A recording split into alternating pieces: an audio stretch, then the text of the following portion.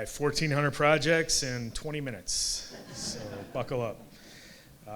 Hey, no, it's great to be with you today. Welcome to Jefferson City, and we're excited to talk to you about the 2025-2029 statewide transportation improvement program and all the exciting projects that we have in front of us to deliver. And we're going to do that with a strong foundation of the industry partnerships that we've built today or over the course of the last 20 plus years, over 100 years actually. Those strong partnerships include the receiving both MoDOT on our transportation system and the taxpayers, and an enormous amount of contractor innovation that's been brought to our system. Also value engineering ideas that have come to us through our partnership with industry. The use of alternative contracting methods that's not just design build, but design build with ATCs, fixed price variable scopes, on-call contracting, a number of different tools that we've been able to deploy to deliver a lot of different types of projects. So those partnerships have been critical for that. And what does it all lead to? On time and on budget delivery, which has been tremendous investment and execution by the industry. As you look at what we got in front of us, Ed mentioned a little bit, we have a significant program in front of us. This is a graph of contractor awards starting in 2025 all the way to 2029, that statewide transportation improvement program. And you can see here in 2027, we reached $3 billion in contractor awards right now as the STIP is built. That means there's a lot of work going on right now to get us ready for those contractor awards in 2027. A lot of the work that you in the room are doing, and those that probably couldn't be here today because they're just extremely busy putting that work to use. I wanted to touch a little bit on the projects in the STIP. You may have noticed are getting a little larger. Why is that? Well, we're being more strategic in when we do a project to make sure while we're there to be more user focused. Let's be more strategic. Let's ease the burden on the users of the system as we're doing that work, and also let's get as much done as we can while we do that project. So that's a reason why you see some of these projects growing. Also, as you know, there's no secret the price of construction has gone up over the years. But if you look at our STIP, starting in 2022, we only had about 20 projects over $25 million in that program. When you look at the last 2 years, we've had over 50, so that has doubled in the amount of time since. And Ed touched on the history of execution, both with low volume road resurfacing projects throughout the state. The legislature's provided us some resources to do some of those, but also Governor Parson Focus on Bridge program.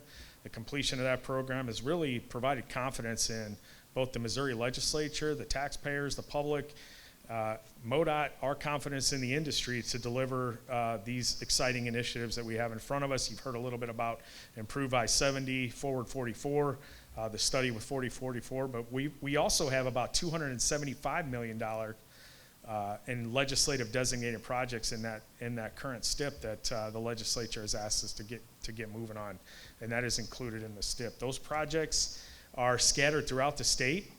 Some of them are studies, some of them are initiatives that the legislature felt that we needed to get moving on, and these are an assignment for us as an owner and as an industry to deliver on. So you can see where those projects are there. I'm going to touch a little bit on the task we had after getting those resources, and that is how do you slot this? How do you slot these projects to make it the most competitive, most attractive, biddable program that we can offer to our industry? And that's what we've been hard at work doing over the last few months. I'll start with fiscal year 2025. We're about halfway through that year. If you can believe that. We're about halfway through. I think at the last commission meeting, we awarded about $800 million in contracts. So we're about halfway through fiscal year 2025, but we've still got significant work on the books coming to bid. Greg mentioned the I-44 design bid build project in the Springfield area, which is a widening project between 65 and 13. We've got a casing or basin bridge bundle in the Southwest District we're currently in procurement on, a bundle of bridges down there.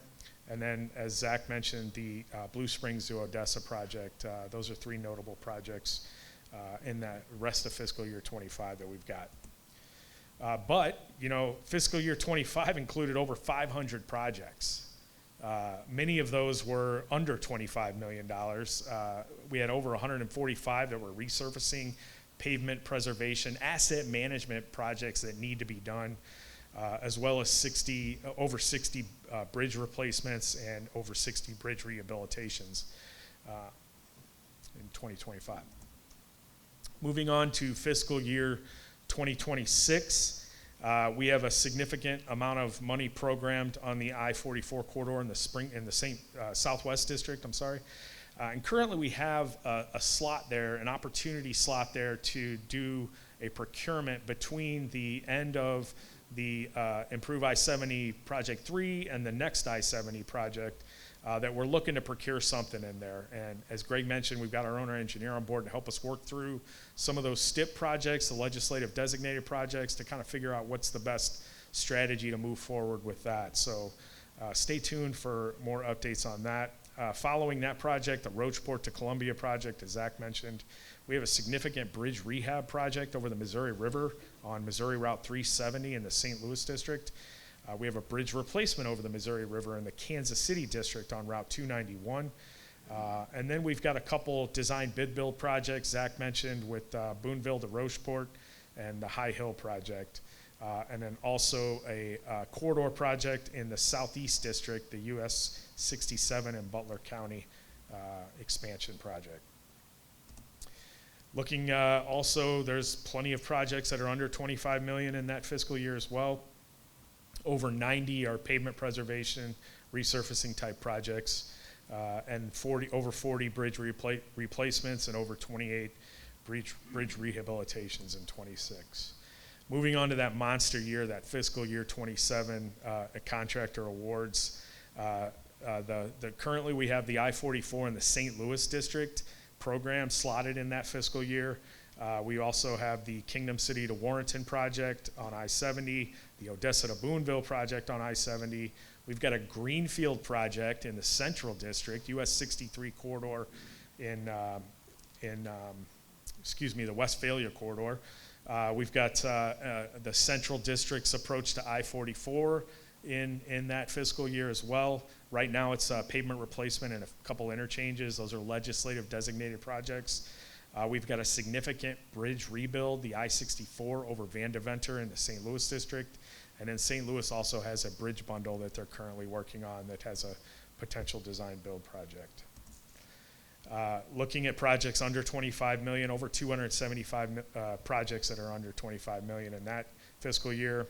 Right now, over 65 pavement preservation, over 40 bridge replacements, and over 27 bridge rehabs.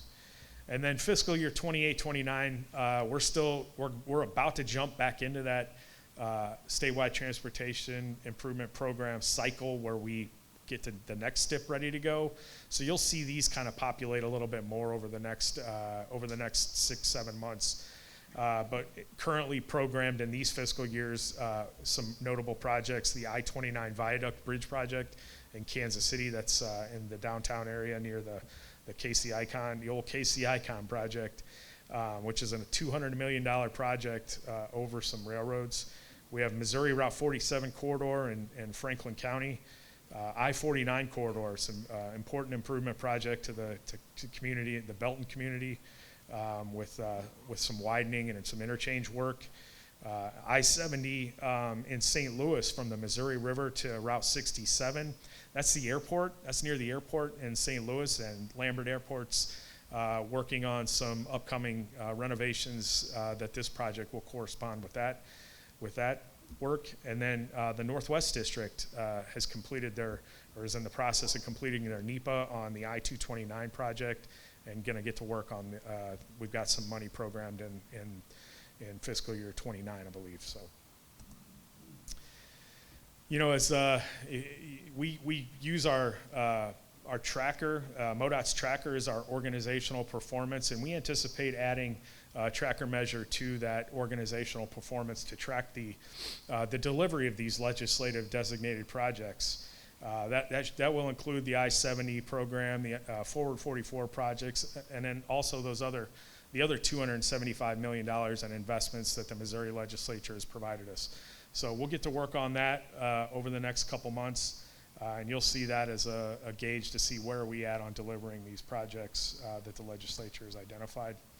And I won't get into this, and Ed gave you the stats, but it's been a great foundation, a great last 10 years of delivering for the taxpayers in Missouri. My numbers are on the fiscal year side, so I wouldn't look too much into this, but just a tremendous amount of work's been completed on time, on budget, and we're extremely proud to be here at the time we are. We mentioned we are looking for feedback, so you don't have to take a picture of this now. We will post these QR codes at the end.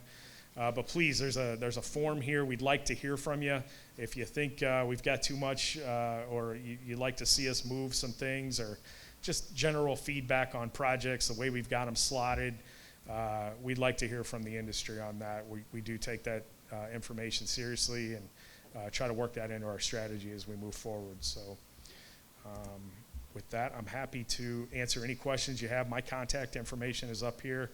There's a lot of contact information getting thrown at you, so I'm sure you can search on MoDOT's website to find any other information, or contact me if you need to. And that's all I have for today. So thank you.